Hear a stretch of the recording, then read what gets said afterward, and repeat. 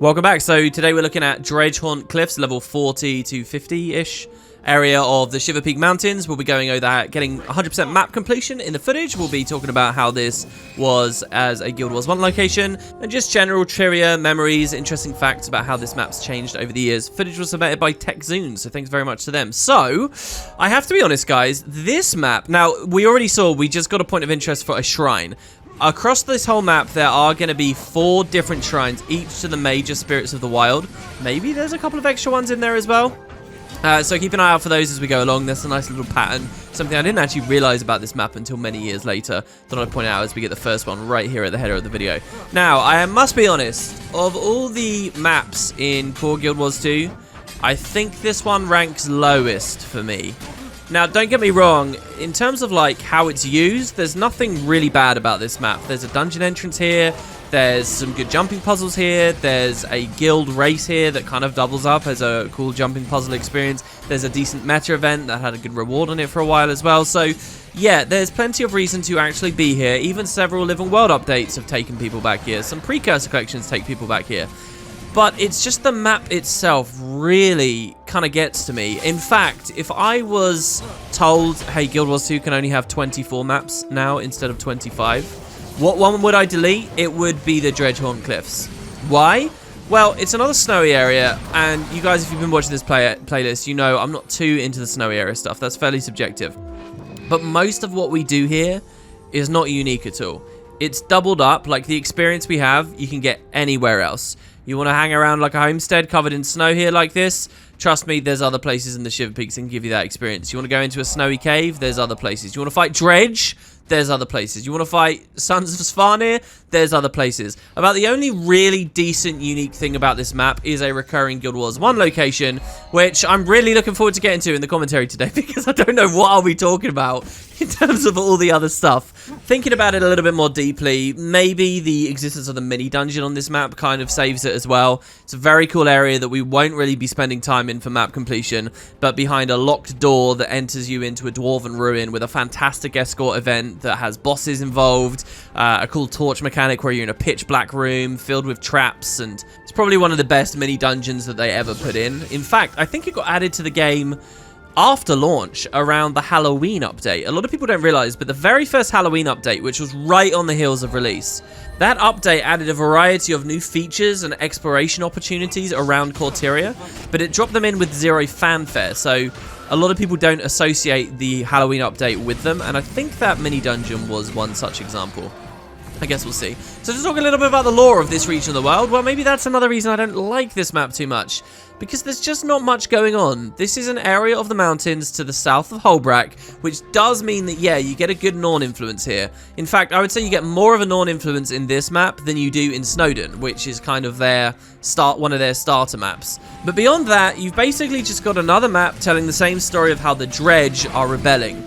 Now, the dungeon entrance that you can find to the southwest corner is a returning Guild Wars 1 location, much like the Ascalon Catacombs. And for that reason, the dungeon itself can be really fun as someone who's, you know, following the full story of the game, really wants to dig into a lot of the other lore. Seeing how Sorrow's Furnace has changed over the years is a real treat.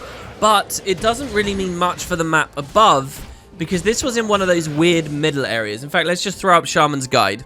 So check this out. The most overlap is to the southern areas, where we're overlapping with that map called the Grent's Footprint. Now, Grent's Footprint itself was a post-release Guild Wars 1 update. The original implementation of Tyria didn't include that map, and it didn't include the Sorrow's Furnace dungeon either, or as it's now known, Sorrow's Embrace. They came with a later update, actually around about the time when I started playing this game, and they kind of got dropped in there. Well, Dredgehaunt Cliffs overlaps with a little bit of that, but it doesn't look like that area at all in the sequel game. 250 years later, as you watch the footage in a second, you're just going to see that open snowfields now, instead of kind of this big rocky chasm area as it was originally shown to be 250 years ago. So there's really not much to say beyond the Granite Citadel, which is a bridge we'll cross when we come to it. As you can see right now, we're dealing with some central cave areas. Probably the worst thing to... And I don't want this whole episode to just be me whining about Dredgehaunt Cliffs. I'm sure that there's a lot of people that really do like this place, especially if you enjoy the more snowy inclined areas. But another thing that I really find hard to stomach about Dredgehaunt Cliffs is a massive central cave that is swarming with them and is really tricky to navigate in terms of where each POI is, where the hero challenge is in there, how to get exactly up to the vista. There's all these wooden pillars in there and then walkways, but only some pillars take you up and some pillars don't. Kind of sucks. I guess we'll see that in a moment. This area is kind of cool. I remember being here very recently for the Bifrost Precursor Collection, where you actually had to kill a bunch of these jotun. More stuff with the jotun runestones. If this map isn't a dredge map, I mean, it's even got dredge in the name, but if it's not a dredge map, I think it's fair to consider it a good map for the jotun. You do tend to get a little bit more of them here. No definitive answers or really great, you know, revelations tied with their runestones, but they are around, and you can even fight some ancient king here. It's a nice little moment for the jotun, who otherwise stop getting so much of a look in as we get to the higher level maps now. We're fairly firmly into the mid game here, and there's probably only like 2 more snowy maps that we'll look at in total. This area I think is also good, even to this day, somewhere around here, for consumables that you can use in fractals. There are certain consumables you get, like that merchant that's standing next to us there. There's certain consumables that do really good break bar damage, and while ArenaNet nerfed several of them, they forgot about a lot or just plain didn't know about a lot. One of them is on this map, so you might find yourself dealing with it. There's another funny thing that I always think of with consumables in this map too, which is you can buy the Jotun greatswords. So you see these Jotun holding these big, massive blades. They always use the same animations, the slow, static, basically super old 100 blades animations. Now you can buy one of those greatswords from a vendor, I'm pretty sure it's on this map, and use their greatsword abilities, which is just horrendous.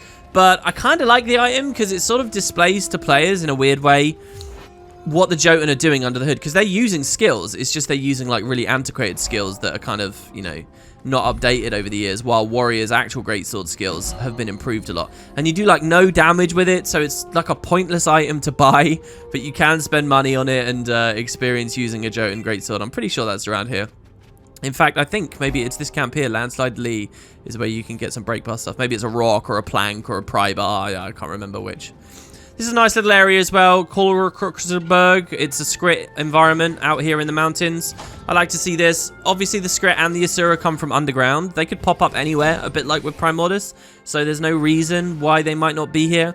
And we see from some of the later stories where they're actually managing to survive in places like the Fire Island chain, that they're pretty adaptable, particularly if they manage to keep in high numbers. This thing with the cantankerous rats, I don't remember ever doing. Why do we dig in the ground and pull a cantankerous rat out? I usually just go kill those spiders down there. They're so clustered up, you can get a lot of them killed very quickly. They all represent a decent amount of heart progress, and you're pretty much laughing. The name of this map's always been somehow curious to me. Like, we obviously see a lot of dredge, and there's dredge in the name, but the other part of it is the Dredgehaunt Cliffs. I've always wondered if ArenaNet had some kind of idea to have a haunted mountain region, which Guild Wars 2 doesn't really do. There is in Guild Wars 1 like a haunted forest that you get to experience in Eye of the North, and that's quite fun. And I suppose there's little graveyards and things, but the idea of a whole map that has like this big ghostly influence, now that I think is really unique, and that I think would have made this stand out amongst all of the other icy maps. But the truth is that there's not much happening. Maybe it's a reference to the amount of tombs that are around. So the mini dungeon I mentioned a second ago in the darkness, there are kind of ghostly spectral creatures in there. Again, it was added later with a Halloween update, but I think it's fair to sort of grandfather in. Wait, is that grandfathering or is that the reverse of grandfathering? You've also got the Dwarven Tombs, so there is a lot of old Dwarven stuff here. In particular, there's a mechanic a bit like in Metrica Province. Remember how I told you guys you can kill enemies there? They'll drop a key that unlocks a lab with a cool event in it. Well, in this map, as you kill things, you've got a chance of getting old Dwarven keys, and they allow you to interact with these very small crypts that are dotted all around the map. Open the door, and on the inside, you might find some treasure, you might find an event. I think there's actually a POI in one of them, but you don't need the key to get it, you just need to walk right up against the crypt entrance. It's a system in this map that sounds really exciting to talk about, but in reality wasn't fleshed out that much. So maybe this is all linked. Maybe the Dredgehaunt Cliffs was going to have a bigger thing going on with the old Dwarven Tombs. Maybe more relevance to the dwarves.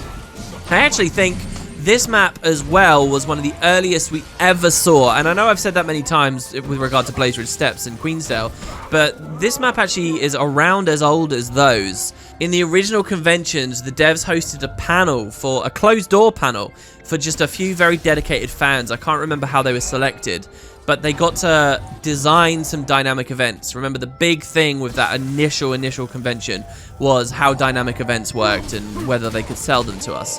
And so they did this thing where the community could make some, and they gave a selection of maps to build them on. I think Harathi was one. I think Dredgehaunt was one. I can't remember what the other was. I think there was a selection of 3.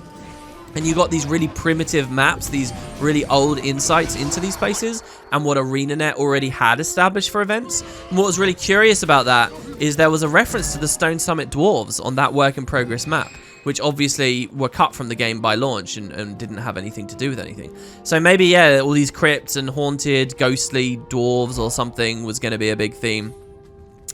Drawing our attention to where we are right now, I love this area. Visually, I think it's so cool. This bridge looks amazing. The homestead we were at a second ago is kind of an annoying heart in some ways. There's very little enemies, but what you really need to do is build snowmen, which are like effigies that the Sons of Svarnir won't go near or something like that.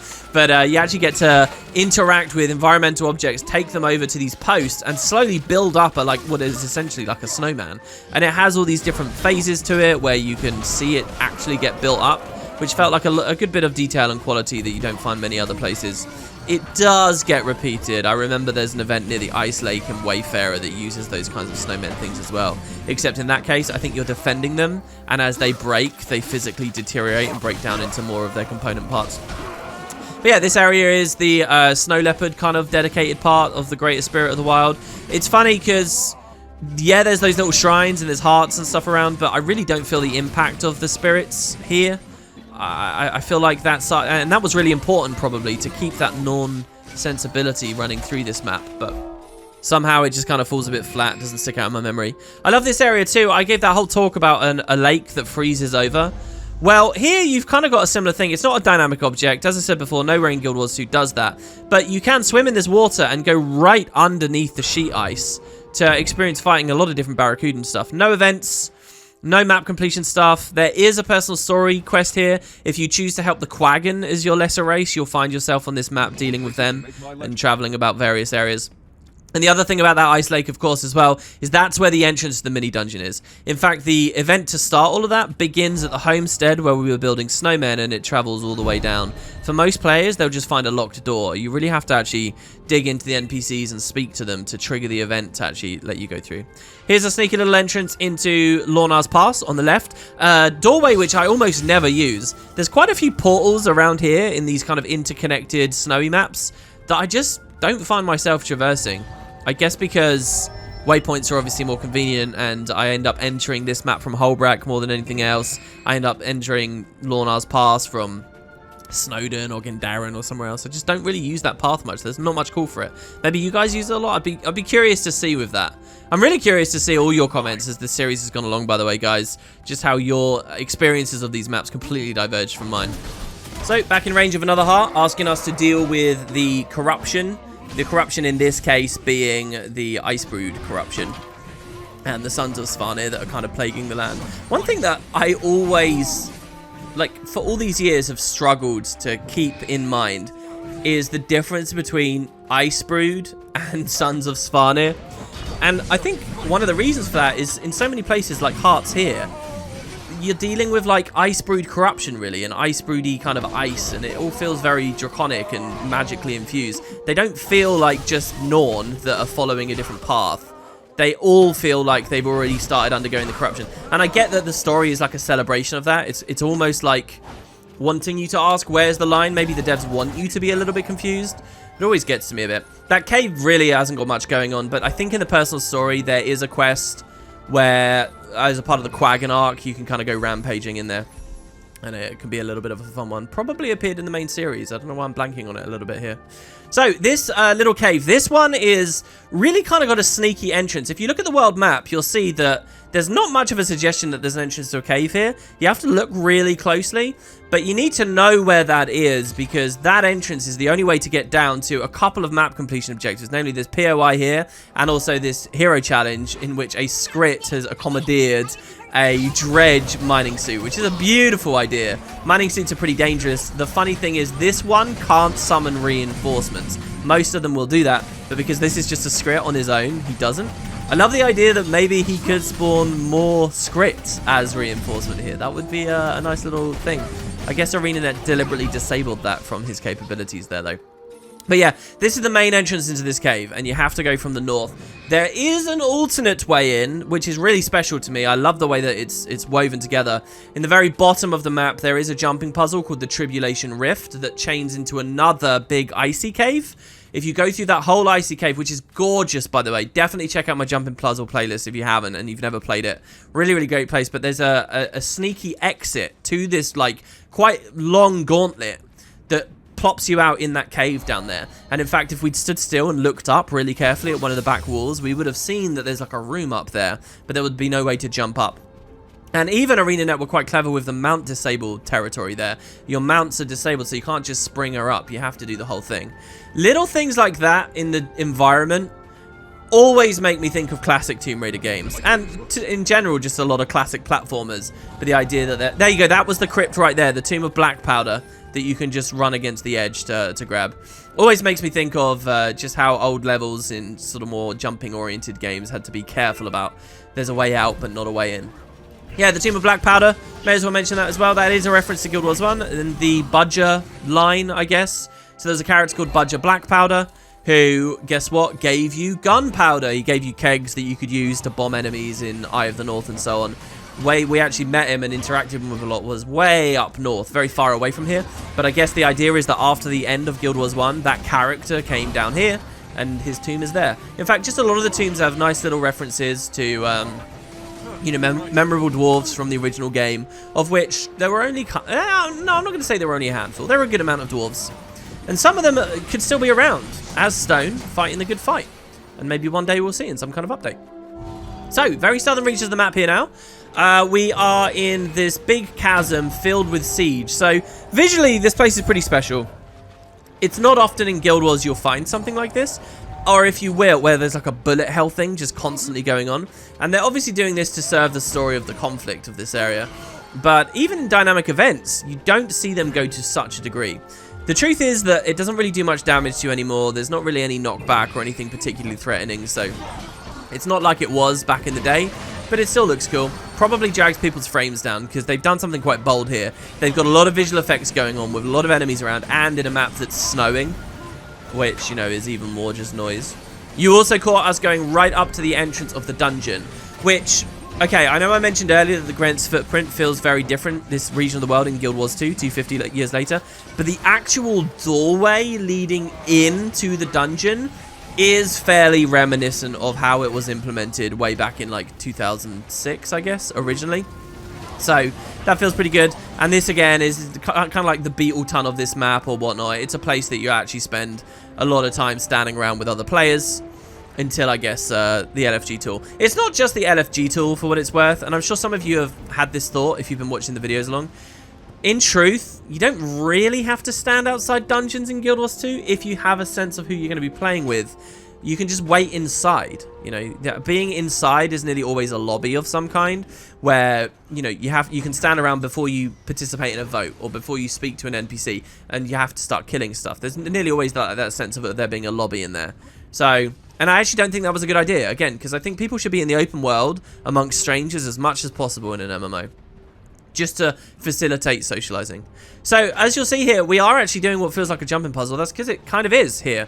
We actually got up onto this tower in quite an elegant way. The dev intended route is a little bit longer.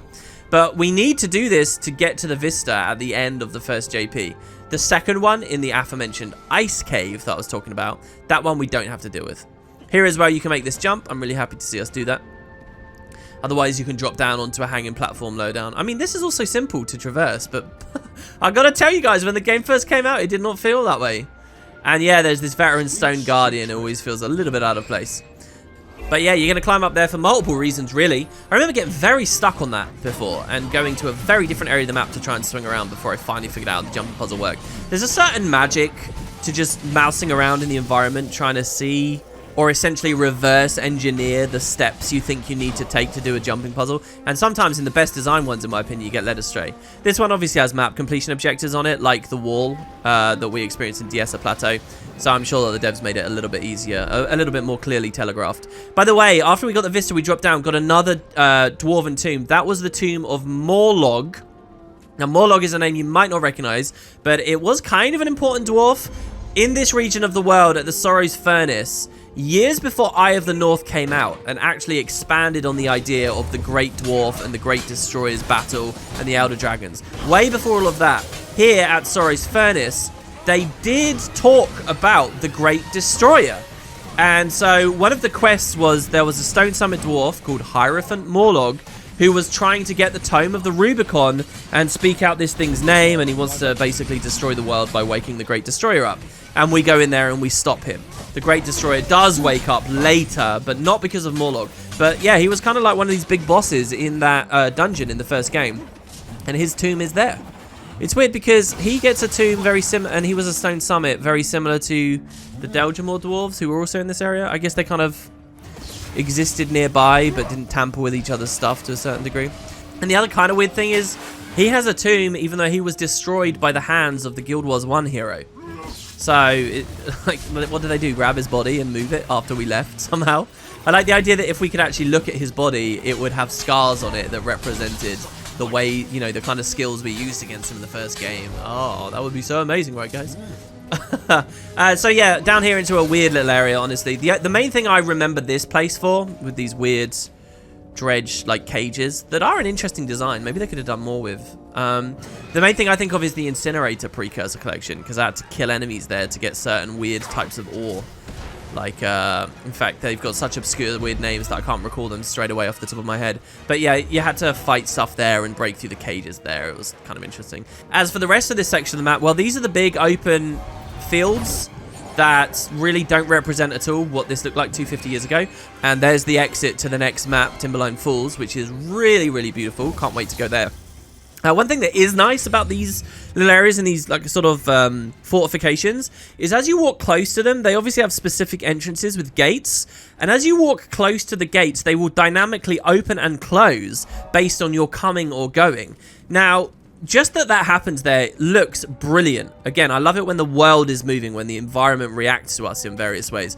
And what really astounds me is they have it coded and working here. Why didn't they do that?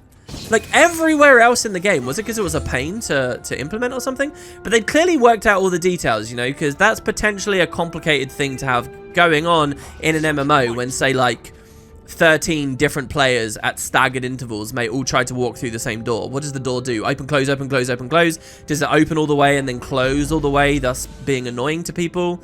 Well, they worked all that out. It's there, it's implemented, and it flows really smoothly, and yet they'd never used it for the rest of the game. Speaking of cool environment interactions, yes, this vista is a pain. You have to go from the back of that priory outpost. The outpost, by the way, is another great place for ambient dialogue if you choose to stand around. There's not much other reason to be there, but you should do that. And you have to go from the back of the priory outpost onto that kind of lovely white snowy slope. That slope reminds me a lot of how Guild Wars 1 environments were designed. Like anyone who remembers the Guild Wars 1 Thunderhead Keep mission, you clear the city out, and then they open a gate at the back of the city, and you walk through like a winding snow path. That's what that feels like to me here in Guild Wars 2. Exactly the same thing. You've got like a gate at the back you go through. But yeah, that's the only way to the vista. If you somehow ended up exploring this place before the priory outpost, you're going to get really stuck here, because you're going to look up at that vista, and you're not going to have a clue how to get there, because it's just so out of the way, so up there. Always reminds me of the old game Jet Set Radio Future, which I used to play on the Xbox One, and had the graffiti soul system with these weird, mysterious things that you got to find out how to platform up to. Anyway, the heart itself isn't too interesting, save for the fact that there's these really cool mine shafts on the back wall here. We saw some of those in Snowden Drifts.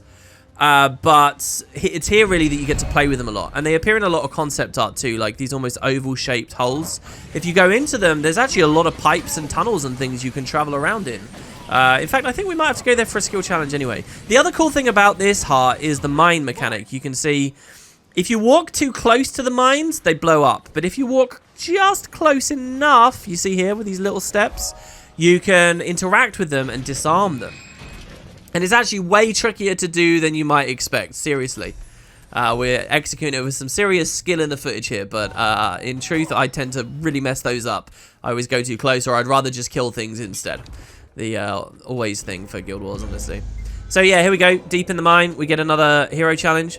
I will say, by the way, in my commentary throughout this playlist so far, I love that portal mass invis portal combo that we've done a couple of times now. I haven't mentioned in the commentary so far, but some of these channels do have interesting lore. Some of them, like the one at the Temple of the Ages talking about where time began.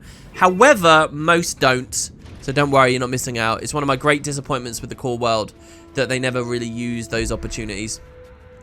So, the Granite Citadel. This, to me, is the highlight of the whole map. This is the only thing I really look forward to in Dredgehaunt Cliffs. This is a recreation of a very out-of-the-way outpost from Guild Wars 1. Now, just so that you know a little bit about me, I loved out-of-the-way outposts in Guild Wars 1. Anywhere that wasn't near the main story, anywhere that you went there and you were usually the only player around, those places were awesome to me. This did have some use in Guild Wars 1 in that you could buy a unique armor set from here that wasn't available anywhere else in the game, and it was like an elite armor set that cost a lot of money. So you could come here, and also some of the Titan quests at the end of the game also had you come here. But I loved the Granite Citadel. If you asked me to say what was my favorite Prophecies outpost, I'm very likely to say the Granite Citadel. And you know what's brilliant about Guild Wars 2? It looks like almost exactly the same. Like that bridge that goes across the center here. Oh, it's beautiful. It's perfect. It's immaculately recreated. I mean, it looks a bit dilapidated. The wood looks a bit mossy now and a little bit overgrown and whatnot. But it's so well recreated visually. And then on top of that, it has an amazing heart too. Well, so in this heart, you actually are going to examine various graves, including the grave of Kilroy Stonekin, a very iconic dwarf from Guild Wars 1, kind of based on the whole Leroy Jenkins viral YouTube video. But there's all these graves that you have to like inspect the runes and figure out what you need to interact with in the right way. If you do the wrong thing, it will spawn an enemy. If you do the right thing, it will give you more heart progress and you won't have to fight. It's just so good. It's so well made. And a big part of it is Guild Wars 1 nostalgia, but a big part is that they just clearly put effort into that heart. So, very, very, very enjoyable one. And I kind of think that is one place, seriously, where if all you've ever played is Guild Wars 2, you miss out on a lot of the value, you know, a lot of what ArenaNet were going for. It looks like the Dredge own all of these territories. This meta is very forgettable. The Pursuit of Knowledge, Dredge hold the center camps. This is basically just flip the camps for yourself. There's so many of these metas I'm kind of realizing through this playlist that don't have a point at the end of them. They don't have a big boss fight or an interesting revelation or anything like that, so they feel kind of lame, but they're just like general territory meta events. I think ArenaNet learned that lesson when it came to the first expansion. Hell, even before the first expansion, really, where all the metas have some big, explosive, epic finale. Probably a bit of a tall order for Corteria, where they decided they were going to have multiple metas over 25 maps. I mean, geez. You can't do it with all of them, I suppose. So we are now in the center of the map. I'm not surprised to see that TechZoon left this for last. Maybe it's not the most efficient way to do it, but who likes this cave? Honestly, who likes this cave? I need to see a comment from someone who does, because it's just horribly tedious and frustrating. This is the big central room I talked about. There's pillars. Only some of the ramps will move you up, and unless you like properly commit this stuff to memory, you're gonna be frustrated in here. I think for a long time they have gliding is fully disabled in here as well. So nowadays, Heart of Thorns, post Heart of Thorns players, we're used to being safe from all full damage. So you explore this room, you climb up to get the vista that's at the top or whatever. There's actually a mastery point up here as well now, you can see. You climb all the way up and then you just fall to your death when you jump off because you were expecting to be safe. And look, they have all these little, like, it looks like that walkway should take us up on the right there. But there's all these doors and gates blocking it, see? And those gates are actually really well designed. You might look at that and think, well, just jump around it. The hitbox on the gate is actually really wide. And there's these railings and things as well that just make the whole thing like an exercise in frustration. I do believe that across the full game, ArenaNet should make a few areas that are supposed to be frustrating. I do believe that. So maybe, from a nice big wide perspective, Guild Wars 2 is a better game for having this. You know, it's a talking point, and anywhere that you've got a talking point I think is meaningful, even if it's a talking point because it's a kind of a frustrating negative experience. You know, it's like in a classic JRPG where there's some like ludicrously long or deep dungeon that you kind of don't relish as you're doing it, but you appreciate the game is better off for having it. Well, this is kind of the open world's nightmare gauntlet to me. I don't like this area. And on top of that, I think some of these dredge have the capability to do knockbacks. So I'm not joking, you can get all the way up here, and they'll push you off. And yes, it's high enough that the full damage will kill you. There used to be various things you could do to half full damage or whatnot. That stuff's not really around anymore. So yeah, you're gonna eat dirt, which isn't nice. But here's the vista. The final extra little thing that's annoying is you do actually have to break combat. So here, for example, we have mass invis, and you might just say, well, mass invis and get it. Or if you're a thief, just stealth or whatever. But it's likely, like there, you'll get in combat with something. And because you're only climbing vertically, not like horizontally, you can remain in combat with the same dredge, even though he's not trying to fight you, for ages. And there's a veteran dredge at the very top as well that you've got to be strong enough to kill. One of the few dangerous areas in the game, seriously. This is very nice. We're taking the time to actually resurrect a player who, guess what, has died on the floor. Probably because of exactly what I've been talking about here. Maybe the gliding thing. It's funny, looking at our active effects right now, I do not see gliding disabled. So did they revert that change? Also, that body teleported the second we rezzed it, which means I think it might have been desynced or something. Or they might have logged out or waypointed at the wrong time. I always hate it when that happens, but ArenaNet did do their due diligence. If you're rezzing someone, if you're being rezzed and you open the world map to teleport away, it does have an overlay on the UI saying, a noble soul is helping you. The idea is you're meant to react to that. Anyway, with that done, we actually did this so efficiently. I'm really jealous of the routes that we get to see in this series. You guys should totally use these. I probably will the next time I do a map comp. And there you have it. That is the dreaded Dredgehaunt Cliffs complete. Pretty much everything I can remember about this map. Thanks very much for watching, guys. Feel free to join our Discord. Check out the playlist in the description below. And particularly the Discord thing, trying to get people in there. And until next time, I'll stop blabbing on about that soon. Until next time, take it easy. I'll see you for the next map very soon.